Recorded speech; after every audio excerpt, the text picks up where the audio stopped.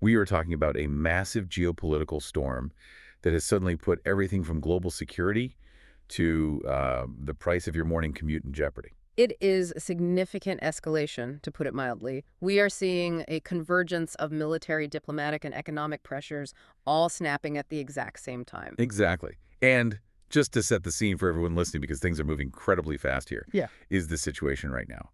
American President Donald Trump has confirmed a large-scale military operation against Iran. Right. And almost simultaneously, we have reports of explosions rocking Tehran.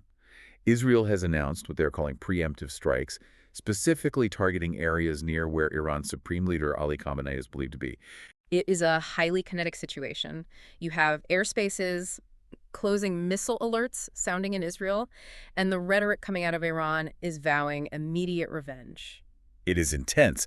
And for today's deep dive, we're not just going to do a play-by-play of the war reporting. We are going to look at this through a very specific lens. Which is really the only way to make sense of the noise right now. Yeah, exactly. We have a fascinating analysis by Himanshu Tiwari from Live Hindustan. And what's cool about this source is that it's tailored specifically for those looking at this crisis through the lens of civil services and UPSC exams. That's a great angle. So if you're a learner or just someone who wants to understand the actual cause and effect behind the headlines, this is for you. Our mission today is to connect these military maneuvers to the global economy and, crucially, to the impact on India. Because in a highly globalized world, a missile strike in Tehran is never just a missile strike in Tehran. It is a ripple effect that hits everywhere. Right. But I have to say, the speed of this, it feels like we went from tensions are high to explosions in the capital in a matter of hours. It definitely feels sudden, I agree. But what's fascinating here is, if you look closely, this isn't just about today's explosions. This is about a friction that has been grinding since 1979. Okay. While the flashpoint is today, the fuel has been piling up for decades. So let's dig into that. Why now? We've had tensions for years. Why did the pot boil over on this specific Saturday in 2026? Well, it really comes down to the failure of recent diplomatic talks. The source material highlights that negotiations ended without any results, and when diplomacy exits the room, military strategy usually walks right in. Right.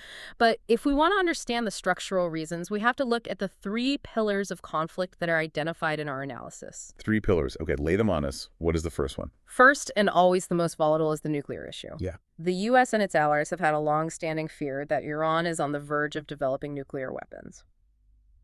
That is a hard red line for Washington and Tel Aviv. Right, the existential threat argument. Precisely. They are not willing to leave that to chance. The second pillar is regional influence. Meaning who runs the Middle East, basically. Exactly. It is a classic power struggle. Iran wants to be the hegemon, the dominant power in the region. The U.S. naturally wants to maintain a balance of power that heavily favors its own allies. These two goals are mutually exclusive. You just can't have both. And the third pillar. Proxy wars. This is the battleground we see in places like Yemen, Syria, and Iraq. Both sides have been supporting opposing groups for years. Funding different sides of the same conflicts. Right. It is like a shadow war that has finally stepped out into the light. When you combine a stalled nuclear negotiation, a fight for regional dominance, and active proxy battles, you have a recipe for exactly what we are seeing today. It is like a 3-legged stool, and all 3 legs just got violently kicked out. So we have the why. Now I want to pivot to the where, because there is a specific phrase in the source material that keeps popping up. If you were listening to this, you need to memorize this name.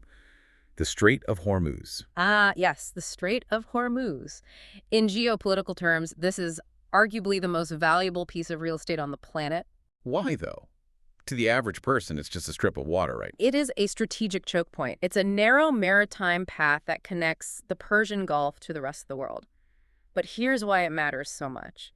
1/5 of the world's total oil trade passes through that tiny strip. 1/5. That is massive. It is the jugular vein of the global energy supply. We are talking about oil from Saudi Arabia, Iraq, the UAE, Kuwait. All the major heavy hitters export through this one specific gate. So in a conflict scenario like we are seeing today, what happens if Iran decides to just, close the gate? That is the ultimate nightmare scenario. And that is what turns this from a regional conflict into a massive global economic crisis. If Iran blocks the strait, they aren't just stopping ships, they are strangling the global energy supply. And the markets know this, right? Which is why the reaction is always instantaneous. Exactly. Traders price in that risk the second a missile is fired. Speaking of markets, let's talk numbers. because the source mentions that the markets are already freaking out. Brent crude has reportedly hit a 6-month high, crossing $71 per barrel today. And that $71 is likely just the floor. The analysis provides a really interesting escalation ladder for oil prices. It breaks down exactly what happens at different levels of conflict. I love a good scenario plan. Walk us through it. What is step 1? Okay. Scenario 1 is limited conflict. Just skirmishes, maybe some missile exchanges, but nothing sustained. In that case, we are looking at prices rising by about $10 to $12 per barrel. Painful, but maybe manageable for the global economy. Right. But scenario 2 is where it gets scary. The Strait of Hormuz gets blocked. Now you are looking at prices shooting above $90. Oof. That is a massive jump. It is. Scenario 3 is infrastructure attacks. If oil refineries or storage facilities get hit, which is a very real possibility given the targets involved, we cross the $100 mark. And the worst-case scenario? Full-scale war. If this engulfs the entire region, the analysis suggests prices could skyrocket to $130 per barrel. $130. That's not just foreign policy anymore. That is everyone's wallet. That's the price of groceries, shipping, travel, everything goes up. Exactly. It is a severe economic shock. And this brings us to the part of the deep dive that I think is most crucial for our listener profile today. Right. So what factor? Especially if you are in India, or specifically if you are a UPSC aspirant preparing for civil services. Because our source, Himanshu Tiwari, wrote this specifically for that audience. He did. So if you are sitting in New Delhi or you are in an interview room and the interviewer asks, how does the conflict in Iran impact India's economic security? What do you say? This is where you need to be very precise with your facts. Yeah. The source lays out the vulnerability of India in stark terms. First, you have to establish the dependency. India is the world's third largest oil consumer. Yeah, third largest. And critically, India imports about 88% of its oil needs. That means India is not insulated at all. It is highly exposed to global fluctuations. We are talking about an annual purchase of around 2 billion barrels. The 88% is a huge number. Basically, if the world sneezes, India catches a cold. A very expensive cold. And here's a specific detail, a golden nugget for the listeners to memorize for an interview. The source mentions a rule of thumb, the $1 rule. Oh, I like rules of thumb. What is it? For every single dollar that the price of oil increases, India's import bill rises by roughly $2 billion. Wait, let me repeat that to make sure I have it right. A $1 increase in price equals a $2 billion hit to the import bill. Roughly, yes. Yeah. So go back to our escalation ladder. If prices go up by $10 in a limited conflict, that is a $20 billion impact on the India economy. Wow. If we go to the full-scale war scenario and prices jump by $50 or $60, the math becomes absolutely terrifying. That is staggering. And does the Strait of Hormuz specifically matter to India, or just the global price in general? It matters specifically and significantly. Over 40% of India's total oil imports come through that one specific strait. So a blockade there isn't just a price problem, it is a physical supply problem. So if you are that student in the exam hall, you're connecting these dots. Dependency on imports plus reliance on Hormuz plus the price volatility equals what? What is the actual economic consequence on the ground? You have to connect it to three main things: inflation, energy security, and the current account deficit, or CAD. Let's break those down a bit. Sure. When the import bill balloons, the CAD widens. That puts downward pressure on the currency. Simultaneously, high fuel prices drive inflation across the entire economy. Transport becomes expensive, so food prices rise. It destabilizes the entire macroeconomic balance. Which begs the question, can we just go around? Are there no backups? I mean, surely we have built some alternative routes by 2026. This raises an important question about infrastructure. But the short answer is not really. The expert analysis clarifies that while alternative pipelines exist, they're incredibly limited. They only cover about 9% of the global demand risk. 9% is not a lot of insurance. No, it's practically nothing in a crisis. And the other main maritime route, the Bab al-Mandeb Strait near the Red Sea, that is also fraught with danger. We have seen attacks there too, so the supply chain is extremely fragile. So there isn't a simple plan B. There isn't a plan B that can handle the sheer volume of oil that flows through Hormuz. It is frightening how fragile it all is. You know, looking at the latest news ticker that was included in our source material, it really paints a picture of a region on fire. It's not just Iran and Israel anymore. No, the contagion is spreading rapidly. The reports mention attacks on U.S. bases in Bahrain and Qatar.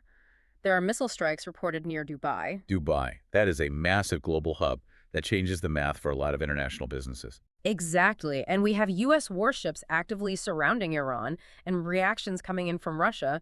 Putin's close allies are expressing extreme anger at the U.S., calling the moves aggressive. This is dragging in major global powers. So if we step back, if we pull the camera back from the specific explosions in the oil prices for a second, what is the big picture here? If we connect this to the bigger picture, we are witnessing a supreme test of global diplomacy versus military might. We are at a fork in the road right now. How so? If diplomacy can find a way to de-escalate, markets will stabilize, and this becomes just a very tense weekend in history. But if the military action continues to spiral, we aren't just looking at a regional war, we are looking at a global economic shark. It's the difference between a bad news cycle and a full-blown recession. Precisely. And for a country like India, as we discussed, the stakes couldn't be higher. It is a fundamental test of economic resilience. It really is. Yeah. Usually when we do these deep dives, we try to wrap up with something positive or at least forward-looking. But today, the reality is stark. We have gone from blasts in Tehran to the choke point of Hormuz, looked at the terrifying math where oil hits $130, and realized that for every dollar that price goes up, India loses $2 billion. It is a heavy realization to sit with, but it brings me to a final thought I would like the listener to consider, something that goes beyond just the immediate crisis. Go for it. We often talk about national security in terms of tanks, jets, and secured borders, but this situation exposes a deeper truth about fragility. We live in a world where a single, narrow strait thousands of miles away from New Delhi or New York determines the economic stability of entire nations. It's true. A bottleneck in the ocean literally controls the price of bread on land. Exactly. So the provocative question I want to leave you with is this.